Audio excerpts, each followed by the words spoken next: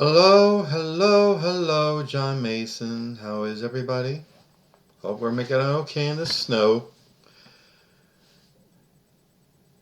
The past 2 years under that guy, you know what I mean, has shown the reality of white privilege. With the demonstrations against police abuse in minority communities, like with the death of George Floyd and Breonna Taylor and others, and and like Walter Wallace in West Philadelphia, it shows in stark relief that poor relations between law enforcement agencies and minority communities, particularly communities of color. And and there was this incident, like in late May, early June last year, where in, in Philadelphia, peaceful demonstrators, as part of the Black Lives Matter movement, were peacefully marching, peacefully protesting, and they were assaulted by tear gas from the police. Now, I'm not a cop basher, but systemic racism is a thing. It's become a habit in our country. An automatic nervous reaction, a default mode that we have to combat day in, day out. And there was a demonstration, I think it was in June, in D.C. against, it was in June, against violence against minority communities. And every federal agency that had a gun had its troops out. And innocent people were just grabbed off the street. I guess like we're some sort of police state, which we were dangerously close to becoming. And I can't forget that time where peaceful protesters in the Black Lives Matter movement were attacked by troops of our own country. So that Donald Trump, God damn his name, can march to that historic church and hold a Bible. For what? He doesn't read it. He doesn't live his principles. Now contrast this to June the 6th, a month ago.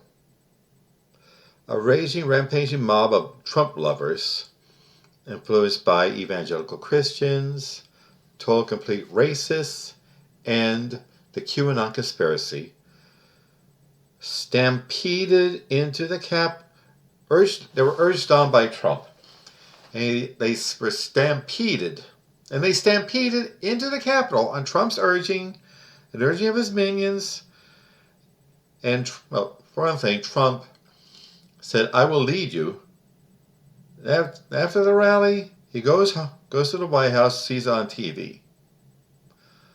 While his benighted disciples and followers rampaged into the Capitol, threatening human lives, taking human lives, like that police officer, Brian Sicknick.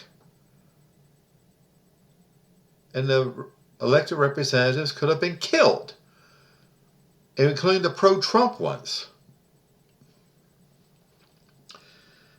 It's a shameful time in our nation's history. And this is a movement, it is a domestic terrorist threat that we must fight and tear out root and branch. I believe we can do it. We must. And getting back to white privilege, in the last year in the demonstrations in Kenosha, Wisconsin, against the protesting the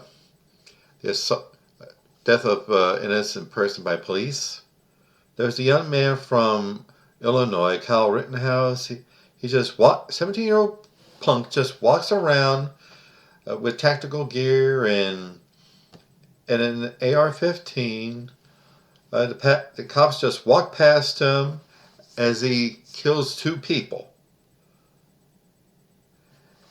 And he went out on bail.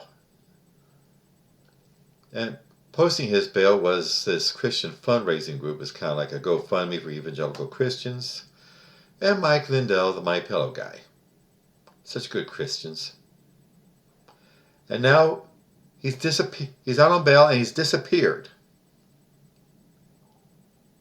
Is he going to show up for his hearing? I don't think so. He's probably gone underground. And that's beautiful. That's a sure sign of white privilege. If Rittenhouse was African American or anywhere to the left, they would detain him forever. And now we come to the raiders of January the 6th on the Capitol. We got the guy calling himself Jake Angeli, the QAnon shaman, the guy with the bare chest and the horns. I mean, he just walks in there, and he finally was arrested, but he kept crying that he wanted organic food. Of course, he's flipping. He's going to testify against Trump at the Senate trial, so maybe they cut him a deal. I don't know. And then we got Jenny Cudd, a rather affluent woman. And don't think this was January 6th was this uprising of the proletariat. No way. Just a bunch of rich folks trying to maintain their privilege. After they rampage into the Capitol, they think they're engaged in some revolution. They walk away in time for dinner. Anyway, we got Jenny Cudd. She runs a florist business, and she asked the judge for permission to take her vacation in Mexico. And guess what? The judge grants her permission to take her vacation in Mexico.